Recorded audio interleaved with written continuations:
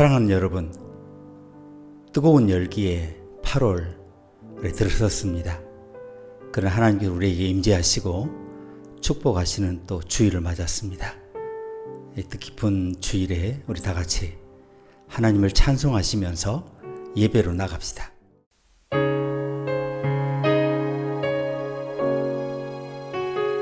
송축해 내 영혼 내 영혼아 거룩하신 이름 이전에 없었던 노래로 나 주님을 경배해. 해가 뜨는 새 아침 밝았네. 이제 다시 주님 찬양. 무슨 일이나 어떤 일이 내게 놓여도 저녁이 올 때 나는 노래해. 성축해 내 영혼 내 영혼아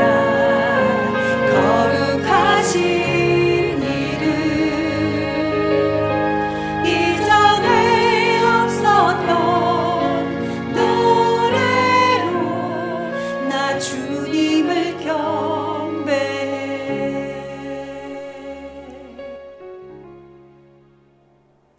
하나님 아버지, 오늘 저희에게 새날 허락하신 것 감사합니다. 금년의 많은 부분을 흘려보냈지만 우리에게 남은 날들이 있은 것을 감사합니다. 우리에게 옛 모습이 있었지만 새 사람으로 살며 아직 천국에 입성하지 못했지만 하나님 나라 백성으로 천국을 그리스도 안에서 미리 맛보게 하신 것을 감사합니다.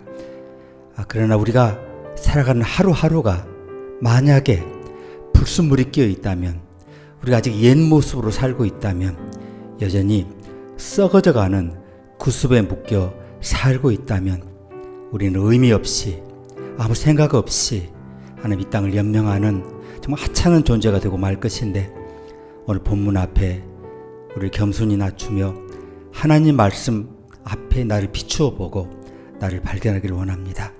주님, 말씀해 주시옵소서. 깨닫게 하시며 결단하게 하시며 성령이 부르시는 그 길을 따라 우리가 천국의 삶을 미리 살아드리며 하나님 나라의 영광이 가득한 아름다운 인생을 살아드리도록 우리 다가오는 날들을 축복하여 주시옵소서.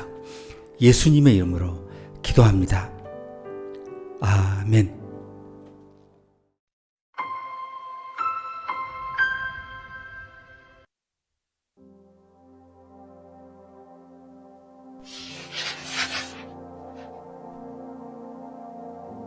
그러므로 너희가 그리스도와 함께 다시 살리심을 받았으면 위의 것을 찾으라.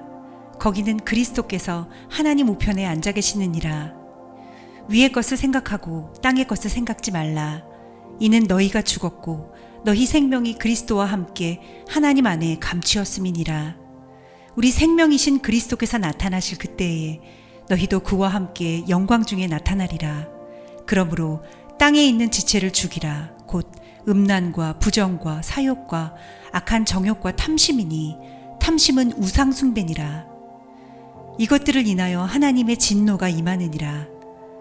너희도 전에 그 가운데 살 때에는 그 가운데서 행하였으나 이제는 너희가 이 모든 것을 벗어버리라. 곧 분과 악의와 회방과 너희 입에 부끄러운 말이라. 너희가 서로 거짓말을 말라. 옛사람과 그 행위를 벗어버리고 새 사람을 입었으니 이는 자기를 창조하신 자의 형상을 좇아 지식에까지 새롭게 하심을 받는 자니라. 거기는 헬라인과 유대인이나 할례당과 무할례당이나 야인이나 수구디아인이나 종이나 자유인이 분별이 있을 수 없나니 오직 그리스도는 만유시요 만유 안에 계시니라. 그러므로 너희는 하나님의 택하신 거룩하고 사랑하신 자처럼 긍휼과 자비와 겸손과 온유와 오래 참음을 옷 입고 누가 네게 혐의가 있거든 서로 용납하여 피차 용서하되 주께서 너희를 용서하신 것과 같이 너희도 그리하고 이 모든 것 위에 사랑을 더하라. 이는 온전하게 매는 띠니라. 그리스도의 평강이 너희 마음을 주장하게 하라. 평강을 위하여 너희가 한 몸으로 부르심을 받았나니 또한 너희는 감사하는 자가 되라. 그리스도의 말씀이 너희 속에 풍성히 거하여 모든 지혜로 피차 가르치며 권면하고 시와 찬미와 신령한 노래를 부르며 마음의 감사함으로 하나님을 찬양하고 또 무엇을 하든지 말에나 일에나 다 주 예수의 이름으로 하고 그를 힘입어 하나님 아버지께 감사하라.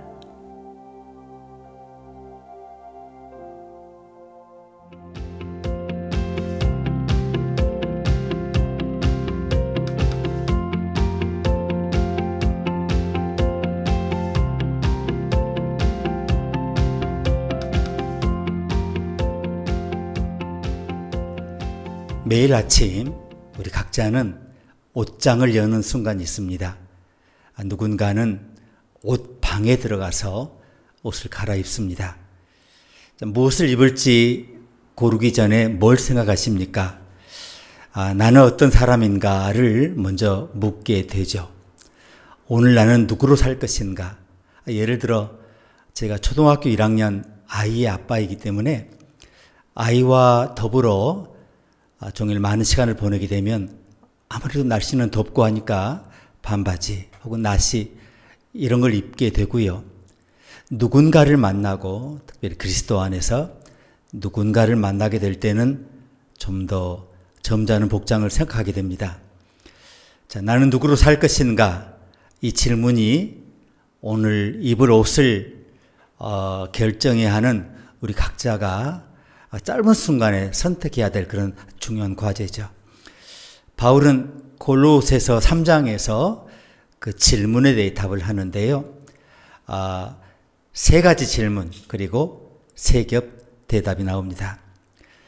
위를 바라보라고, 옷을 고르기 전에 위를 바라보고 옛 습관을 죽이고 그리고 새 사람의 옷을 입으라고 3겹 질문을 우리에게 줍니다.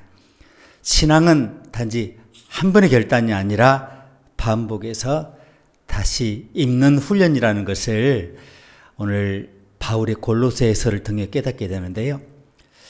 자, 바울은 골로새서 3장에서 명확하게 우리 각자에게 세 가지의 결단을 요구해요. 그것은 각각 독립된 명령, 어떤 행동 지침 혹은 매뉴얼 그런 게 아니고요.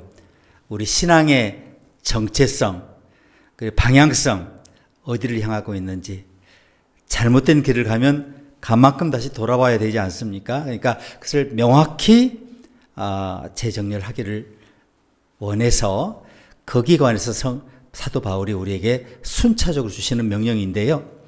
첫째는 위의 것을 찾으라. 1절에서 4절까지죠. 너희가 그리스도와 함께 살리심을 받았으면 이라고 전제를 하죠. 우리는 세례를 통해서 혹은 성령 세례를 통해서 그리고 또한 어떤 분은 물 세례를 통해서 함께 그리스도와 함께 죽었고 물 위에 올라서면서 다시 살아난 부활의 존재가 됐죠. 그런데 함께 살리심을 받았으면 이 동사는 수동형 그리고 완료 시제입니다.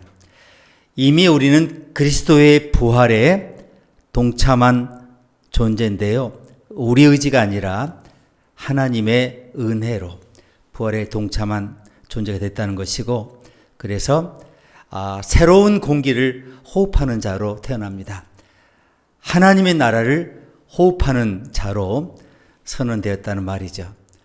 여러분, 영의 얘기를 하면 과학시대에 무슨 영의 얘기를 하냐 하지만 여러분, 이 우주의 물질의 96%가 암흑물질인데요. 정체를 알 수 없는 물질이에요. 그런데 지금도 우리 옆에 떠다니고 있어요.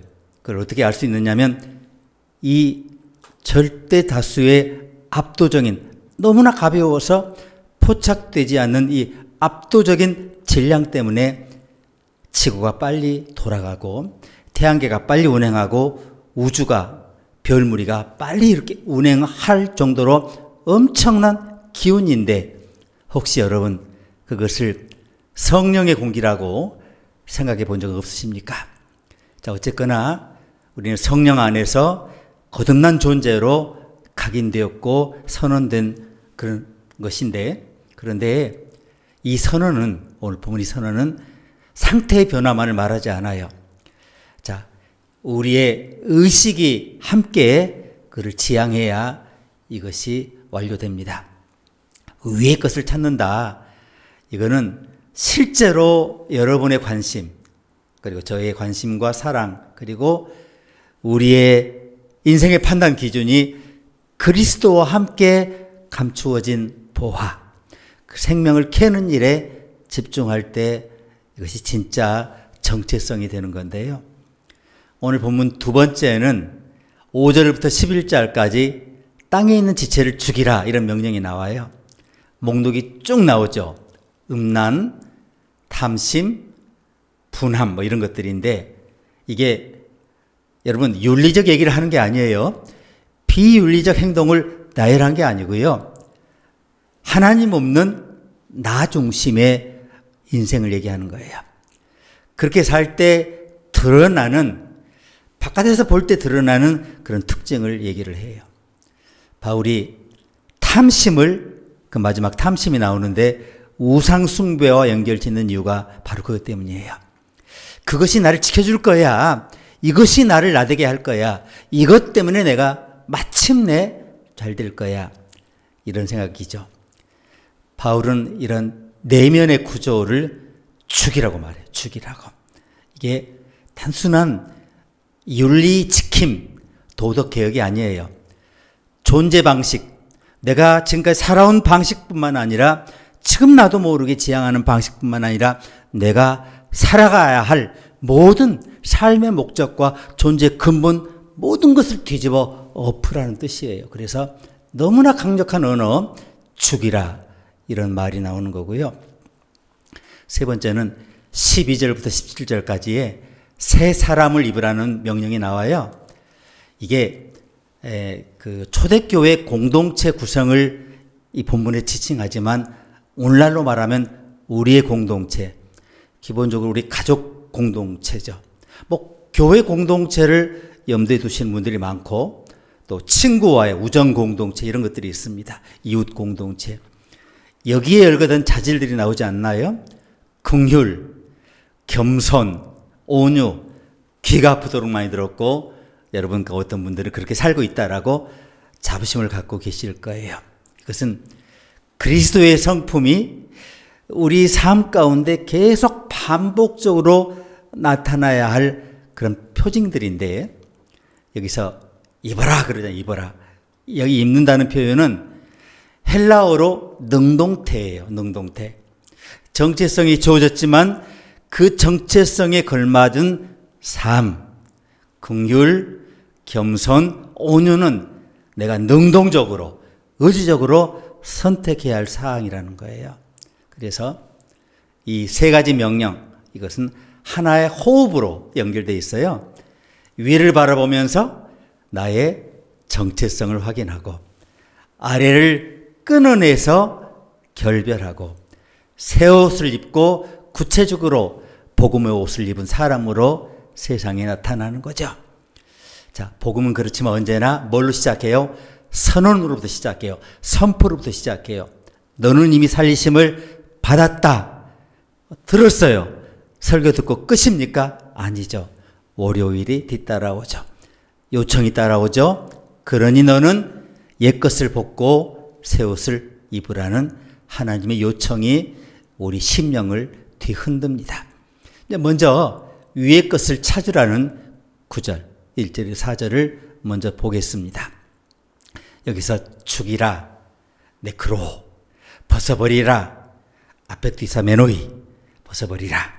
자, 죽이라는 이 동사는 시체처럼 만들다 이런 뜻이고요. 단지 억제하거나 줄이는 것이 아니라 뿌리채, 시체가 뭐예요? 기능이 정지된 거죠. 정지시키는 일이죠. 이건 뭡니까? 단호한 단절을 말해요. 그리고 벗어버리라. 이게 겉으로 보기에는 옷을 벗는 행위지만 그냥 옷 갈아입는 게 아니에요. 감옥 죄수복을 찢어버리고 진짜 자유인의 옷으로 받고 있는 결연한 탈피죠. 구치소 혹은 감옥을 나온 사람이 죄수복을 입고 돌아다니면 되겠습니까? 아니죠. 결혼식장에 가는 사람이 평상시 일복을 입고 가면 되겠습니까? 아니죠. 자, 옷을 갈아입으라. 내부 해체가 먼저라는 뜻이에요. 바울은 육체의 행위를 목록으로 제시를 해요. 그게 훨씬 더 많을 거예요. 어마무시하게 많을 거예요. 그렇지만 우리가 이해하기 편하게, 이해하기 쉽게 목록으로 제시하는데 그 중심이 뭐냐면 탐심은 우상 숭배니라 라는 그 메시지 카드가 맨 위에 묶여요. 자, 여기 탐심은 단순히 욕망이 많은 게 아니에요. 욕망의 과잉이 아니에요. 하나님보다 더 신뢰하는 대상을 내가 설정했다는 얘기죠. 나를 지켜줄 존재로 삼는 그 무언가, 통장의 잔고 혹은 신용카드, 뭐 어떤 직책, 어떤 그런 것이 있다면 그 모든 것이 다 우상이다라는 거죠. 죽어야 할 것은 욕망 그 자체가 아니에요, 여러분. 그러면 기독교는 단순한 윤리 종교가 되고 말 거예요. 그게 아니고 욕망 뒤에 있는 신뢰 구조가 문제입니다. 이거 두 번째 목록에 나오는데 여기 보니까 분, 악의, 비방, 더러운 말 그런 거 나오죠. 이게 말을 통해 드러나지만 우리 무의식에 잠겨 있는 축적물들인데, 그래서 우리 크리스찬의 모든 말은요 신학이에요. 왜냐하면 여러분은 성경 설교를 듣는 청중일 뿐만 아니라 삶 속에서 하나님 말씀을 주도적으로 능동적으로 해석하는 해석자예요. 그래서 우리 모두는 해석 공동체가 되는데, 그러므로 여러분의 입에 나오는 모든 말은 신학이 돼요. 그래서 우리 입술은 우리가 지금 어디 소속인가 이것을 드러내죠. 자, 옛사람과 그 행위를 벗어버리고 새 사람을 입었으니, 옛사람과 행위를 벗어버리고 그리고 또 이제 새 사람을 입었으니, 선언 두 개죠. 이 두 사이에 한 번의 단절이 있고 새 구조가 나타나요. 벗고 입는다. 이게 여러분 윤리의 교정이겠습니까? 윤리 몰라요? 여러분 아까 그 욕망 몰라요? 여러분 나쁜 짓, 악의 몰라요? 다 아시잖아요. 그게 아니고 구태 여기 왜 이런 목록이 나오느냐 하면은 여러분이 서 있는 존재 기반을 바꾸라는 말이에요. 존재 기반의 교체예요.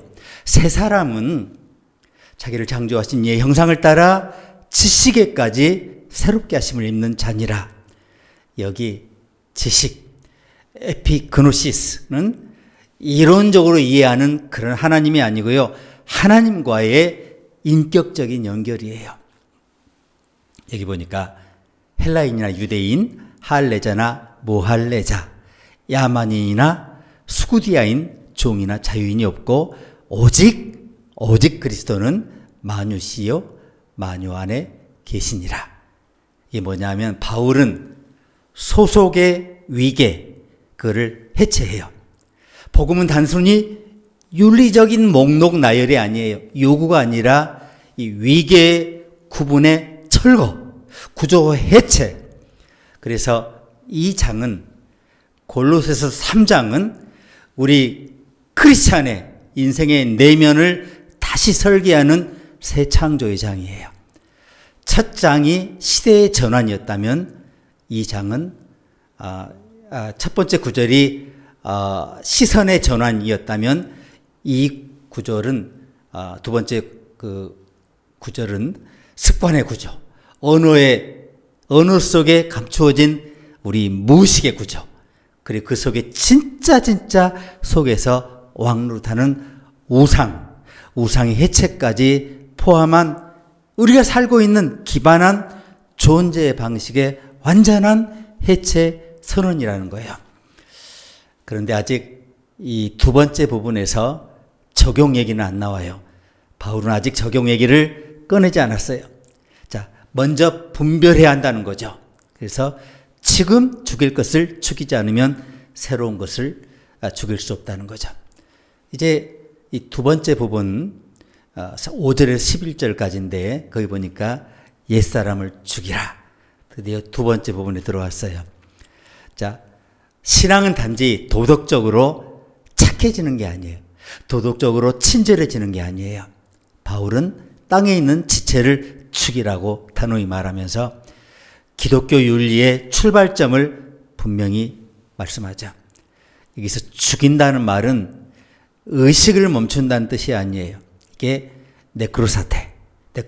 이 단어는 더 이상 이것이 작동하지 않도록 완전히 해체하라는 명령이에요. 이전의 존재의 방향을 완전히 끊어내라. 시야에서 떨쳐버리라는 그런 사도 바울의 단호한 명령이죠. 죽여야 할 목록이 뭡니까? 쭉 나와요. 음란, 부정, 사욕, 악한 정욕, 그리고 탐심. 이 단어의 뜻을 모를 리는 없으시겠죠. 자, 이 5가지는 인간 욕망의 하강 경로를 보여줘요. 타락의 단계를 보여줘요. 그 마지막이 탐심인데, 탐심이 왜 인간의 떨어지는 것, 인간의 몰락의 마지막 단계에 있을까요? 탐심이 이 하강, 몰락의 근본을 보여주는데, 탐심은 우상 숭배라고 선언하죠. 그리스 사회에서도 신을 만들던 방식은 2가지였는데, 손으로 만든 형상이 있고 마음속으로 만든 필요가 또 신이에요. 탐심은 두 번째 경우죠. 자, 필요가 너무 필요한 나머지, 내가 의지하는 방식이 너무 필요한 나머지 신격화되면 그것이 더 이상 욕망이 아니에요. 그것은 섬김의 대상이고 우상이 되는 거예요. 금송아지가 되는 거죠.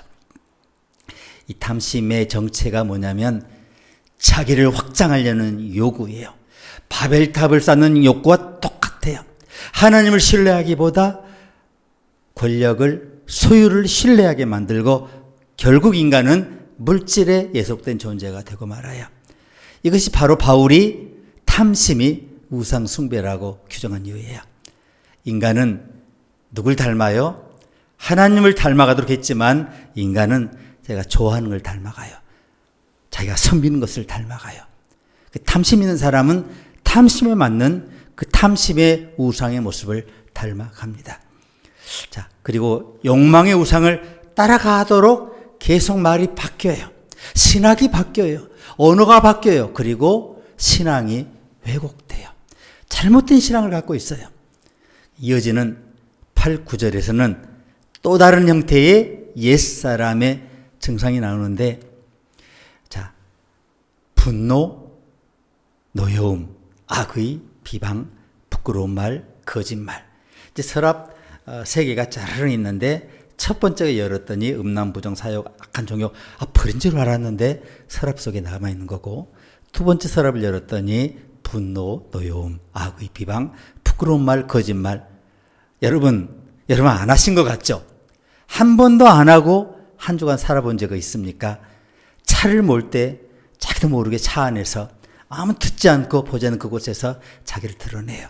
자기 내면이 드러나는 거죠. 심한 경우에 차문을 열고 뛰쳐나가서 다른 운전자에게 그 모습이 나타날 수 있어요. 누구와의 거래 관계에서 그분 앞에 가서는 그런 말을 하지 않지만 방에 앉아서 가장 가까운 사람과 그 누군가를 디스해요. 디스하죠. 깎아내리죠. 험담하죠. 왜곡하죠. 오해하죠. 자, 이 목록은 개인의 정서를 명확히 드러내죠. 결국 이게 뭐냐 하면 이 두 번째 서랍에 지금 아직 버리지 못하고 있는 것은 관계의 파괴를 겨냥한 인간의 욕망들이에요. 특별히 여기 거짓말, 이것이 공동체적 신뢰를 근본적으로 무너뜨리는 뿌리라는 거죠. 자, 바울이 모든 것을 벗어버리라. 참 어쩌면 이렇게 좋은 단어를 골랐나 몰라요. 얼마나 부드러운 단어입니까? 부드럽게 말하지만 서랍 속에 들어가 있는 거 보세요. 우리는 보다 결연하게 들어야 돼요. 자, 이 벗는다는 개념은 흘려보낸다는 뜻이 아니라 철저한 결별을 뜻하죠. 이게 차마 그렇게까지 독설적으로 직접적으로 말씀을 하지 않은 거예요. 이게 뭐냐면 회개를 구조적으로 표현한 거예요. 그리스도 안에서 우리가 새로운 존재로 표현되었기, 하나님의 아들이 되었잖아요. 하나님의 양자가 되었잖아요. 심지어 천국의 상속자가 되었잖아요. 지금도 성령 안에서 부활하신 그리스도와 매일 교제하는 영적인 영생에 참여하는 자잖아요. 이런 존재가 됐기 때문에 옛 행위를 유지하는 것이 정체성의 모순이라고 하는 것을 이렇게 부드러운 단어를 통해서 벗어버리라고 얘기한 거예요. 그러니까 알아들을 사람은 뼈 아프게 알아들으라고 벗으라고 한 거예요. 그리고 이제 이 두 번째 오늘 제 분석하는 11절 여기서는 경계가 해체가 돼요. 자, 신분과 문화의 경계, 헬라인이나 유대인, 할례자나 무할례인, 야만인, 스쿠디아인, 종이나 자유인이 없고 오직 그리스도만이시요 만유 안에 계시니라. 이게 교회가, 우리 가족이, 우리 공동체가 단지 신앙적, 종교적 이런 차원을 넘어서 인류의 모델임을 보여줘요. 복음은 모든 인간을 하나 되게 만들어요. 이 서양인들은 이렇게 보면은 전혀 얼굴도 보지 못한 낯선 사람에 대한 깊은 의사소통, 아픔을 느껴요. 근데 우리 한국인은 어떻습니까? 유교 문화권이라 그런지 내가 아는 사람에 대한 아픔에는 깊이 공감하지만 아는 것을 넘어서면 진짜 차가워요. 느낌이 오질 않아요. 자, 그렇지만 복음은 모든 인간을 하나 되게 할 뿐 아니라 그분들에 대한 아픔을 나의 아픔으로 여기고, 우리가 하나님은 하나였는데 분열되어 다른 생각을 가지고 보이지 않게 서로 다른 구조 속에 서로 미워하고 겨냥하고 그리고 대립하고 살아가잖아요. 그걸 통합시키는 거예요. 이것이 이 복음이라고 하는 작은 씨앗이 갖는 엄청난 무게예요. 그리고 그것이 구체적으로 영원히 나타난 것이 하나님 나라인 거고요. 오늘 성경의 마지막 세 번째 부분은 새 사람을 입으라. 12절부터 17절 길지는 않아요.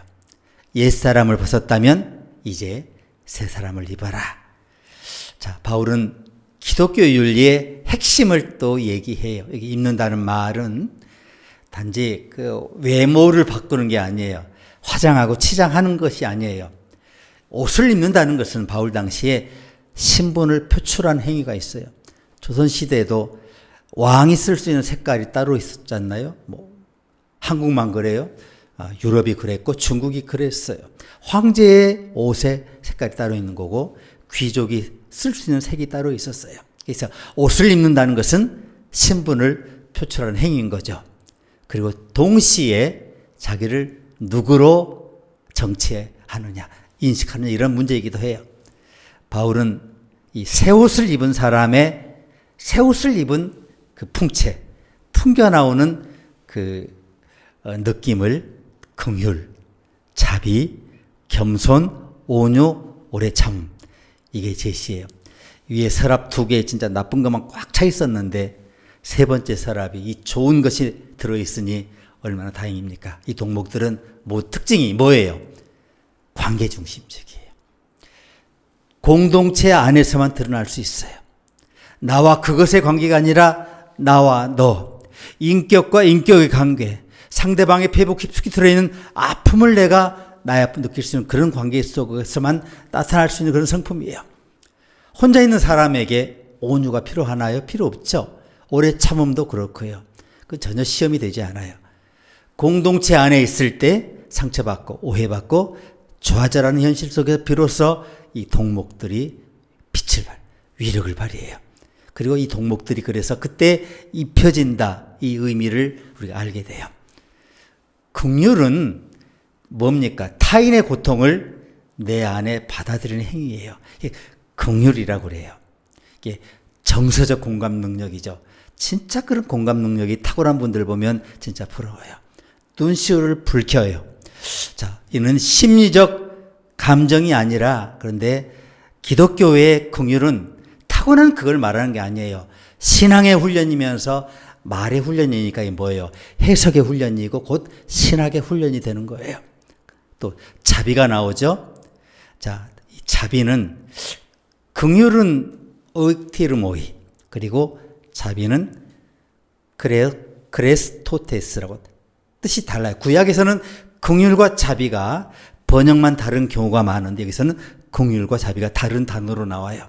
이것은 다른 이의 삶을 조금이라도 편하게 해주려는 실천적인 배려예요. 그게 자비예요. 다른 사람을 편안하게 해주려는 것. 겸손은 자기를 감추는 게 아니에요. 겸손은 자기 위치를 과대평가하지 않는 태도예요. 우리는 조금 성취하면 조금 더 나아갈 그 부분을 미리 얘기하지 않습니까? 또 평균적으로 바라봐야 할 그 이상을 평가를 하고 벌써 공포하지 않습니까? 그게 아니고 자기 비하하고 비교하시면 안 돼요. 자기 비하가 아니고 자기 자각이 바로 겸손의 태도예요. 프라우테스라는 단어인데 자신의 권리를 주장할 수 있어도 주장하지 않는 절제된 힘의 사용. 힘이 있어요. 그런데 그 힘을 절제할 줄 알아요. 그게 겸손입니다. 그리고 오래 참음이라고 나온 단어 마크로튀미아, 오래 참음이라는 단어는 분노가 발화될 수 있어요. 누구나 화가 나면 꼭지가 열리면 분출돼야 돼요. 그렇지만 이 발화 시간을 늘리는 태도를 말해요. 자, 간격을 늘리는 의지적인 지연을 바로 오래 참음이라고 그래요. 이 덕목들을 어디서 통제해요? 전부 내면에 있기 때문에 내면의 통제 장치가 필요하죠. 이것을 뭘 통제하느냐 하면 크리스찬의 그리스도 때문에 생긴 자기 의지로 통제하는 거예요. 이제 바울은 선언하죠. 이 모든 것 위에 사랑을 더하라. 사랑, 이 말 사랑은 아가페예요. 예수님이 보여주신 사랑. 이 아가페가 윤리의 정점이에요. 이 다른 덕목들 쭉 있었잖아요. 그것만 갖고는 안 돼요. 이것을 다 연결시켜서 마무리하는 이게 우리로 말하면 옷의 띠 같은 거예요. 이것이 없으면 각각의 덕목은 분절돼요. 흩어져요. 기능을 상실해요. 그래서 이 사랑은 감정에 막 떠다니는 막 흐름 이런 게 아니고 우리 크리스찬이 갖고 있는 이 의지가 얼마나 지속하느냐 하는 매 순간의 결단이에요. 그래서 상대방의 반응 여부와 관계없이 계속되는 헌신의 형태가 사랑이에요. 그러니까 이 사랑이 얼마나 위대합니까? 예수 그리스도 영원한 사랑, 그 영원성에 비견되는 놀라운 덕목인 거죠. 이제 바울이 이 결론의 마지막, 오늘 본문의 마지막 심장부로 옮겨가죠. 그리스도의 평강이 너희 마음을 주장하게 하라. 여기서 주장하다는 운동경기에서 심판이 판정을 내리는 행위를 말해요. 감정의 혼란 속에서도 그리스도의 평강이 우리 마음을 결정하도록 해야 한다는 거예요. 평강은 무기력한 침묵이 아니에요. 그냥 의미 없는 미소, 죄송합니다. 혹은 썩은 미소, 그런 게 있을 수 있나요? 하지만 있다면 그게 아니에요. 내적 안정에 기반한, 아까 세 번째 사람 얘기했죠? 내적 안정에 기반한 행동의 분별 기준이 평강이에요. 그래서 이 명령이 이래요. 그리스도의 말씀이 너희 속에 풍성히 거하게 하라. 여기서 풍성히 거하게 하라. 여기서 말씀은 오늘 아침에 들었으니까 내 귀에 들렸다가 떠나간 손님이 아니라 거주자예요. 단순한 방문객이 아니라 이 집의 주인이에요. 집의 구조와 공기의 흐름까지 바꿀 그 모든 권한을 가진 이 우리 인생의 집주인이에요. 그래서 풍성이라는 말은 말씀이 우리 안에서 주도권을 잡게 하라는 뜻이에요. 설교나 묵상이 간헐적으로 공급되는 정보가 아니라, 우리가 왜 살아야 되느냐 하는 우리 삶의 근본 구조의 중심축으로 자리를 잡아야 한다는 거죠. 그래서 바울은 예배의 경계를 가장 마지막으로 우리의 모든 삶에 확장시키라는 말로 오늘 설교를 마무리합니다. 무엇을 하든지 말에나 일에나 다 주 예수의 이름으로 하라. 여기서 무엇은 예외 없는 전체 범위, 이 분야에는 신앙이 적용되고 이 분야는 아니고, 이게 아니에요. 학업이든 직장이든 가정이든 인간관계든 혹은 돈을 주고 빌리는 관계든 모든 것이 예배 공간이라는 거예요. 그러니까 이름으로 행한다는 것은 예수 그리스도의 정체성과 목적에 일치하는 방식으로 살아간다는 그런 것이죠. 그 결과 우리에게 감사가 나타나요. 감사는 우리의 구원의 체계가, 우리가 서 있는 구원의 구조가 삶의 가장 구체적인 자리에서 진짜로 작동하고 있음을 드러내는 실질적인 반응이 감사예요. 그래서 감사하는 사람을 보면 깊이 믿음으로 하나님께, 어떤 상황에 감사하는 사람을 보면 그 삶에 거대한 이런 구원의 구조가 자리 잡고 있어요. 이제 간단히 결론을 말씀드립니다. 복음은 한 번의 결단이 아니라 반복적 리듬이에요. 하나님 나라 백성이 하나님 앞에서 주는 반복적인 구원의 춤입니다. 바울은 우리에게 4단계의 구조를 제시했어요. 첫째는 위를 바라보면서 정체성을 기억해라. 첫 번째 사람. 두 번째 사람, 아래 것들을 죽이고 삶의 방향을 전환해라. 세 번째 서랍을 열었더니 좋은 게 있어. 세 사람을 입어서 공동체 속에서 기쁘게 살아가라. 그리고 네 번째는 그리스도의 이름으로 일상을 살아가면서 예배하는 삶을 살아. 그 결과 우리 삶에 감사가 터져나옵니다. 예배가 이루어집니다. 하나님을 찬양하게 됩니다. 우리 삶에 하나님의 풍성함이 안착하며 우리는 어느 순간에도 풍성한 하늘의 상속자로 삶을 이 땅에서 벌써 살아내고 있게 됩니다. 이제 다 같이 기도하시겠습니다.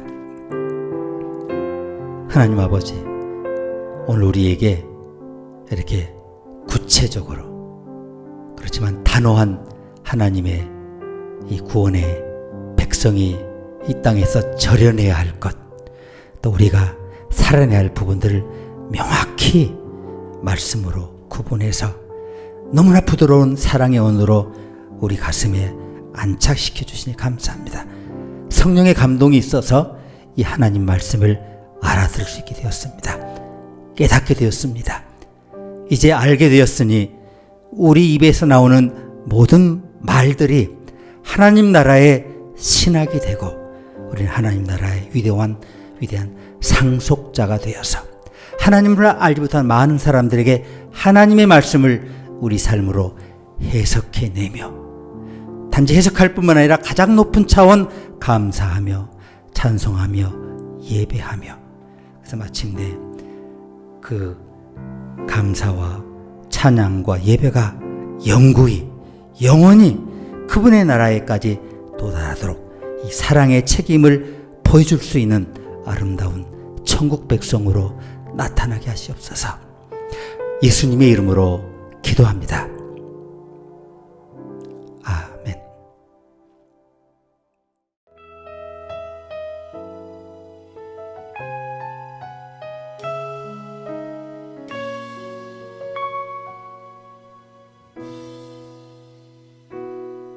나는 내 마음의 복음이 흥했던 곳에서 다시 아버지를 만나고,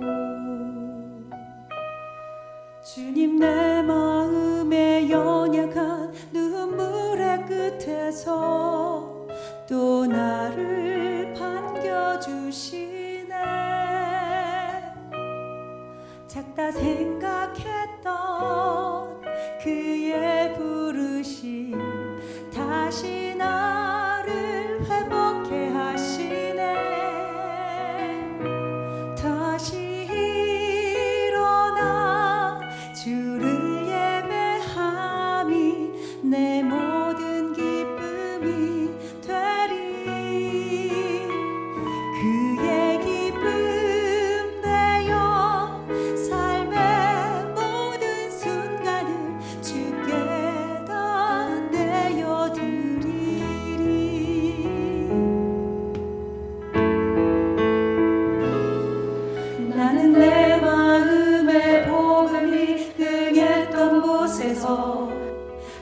다시 아버지를 만나고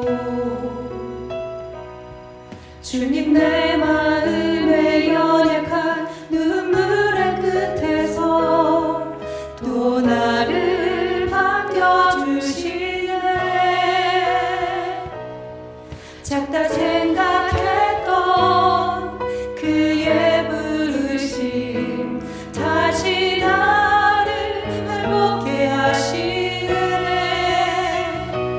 다시 일어나 주를 예배함이 내 모든 기쁨이 되리. 그의 기쁨 되어 삶의 모든 순간을 주께 다 내어드리리. 다시 일어나 주를 예배함이 내 모든 기쁨이 되리. 그의 기쁨 되어 삶의 모든 순간을 주께 다 내어드리리. 주께 다 내어드리리.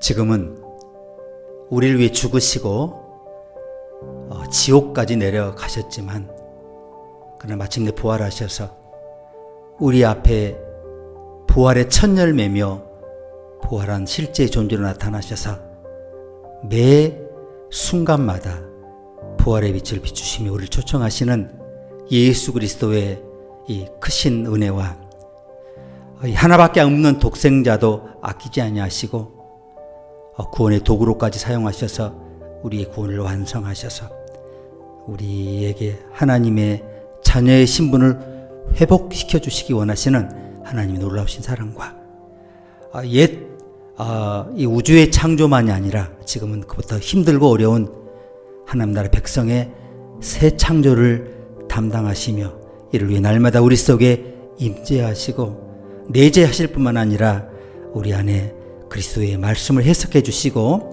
빛으로 인도하시는 성령님의 권능이 오늘 성경 말씀을 통해 우리에게 주신 세 가지 명령을 잘 준행해내요. 옛것을 벗고 명확하게 새 옷을 입고 사랑으로 이 우리의 인생의 과제를 수행해내며 그 나라에 도달하기까지 감사하면서 예배하며 찬양하며 사랑의 이 삶을 멈추지 않게 다짐하는 주의 종들 머리 위에 이제와 영원토록 함께 계시기를 간절히 축원하옵나이다. 아멘.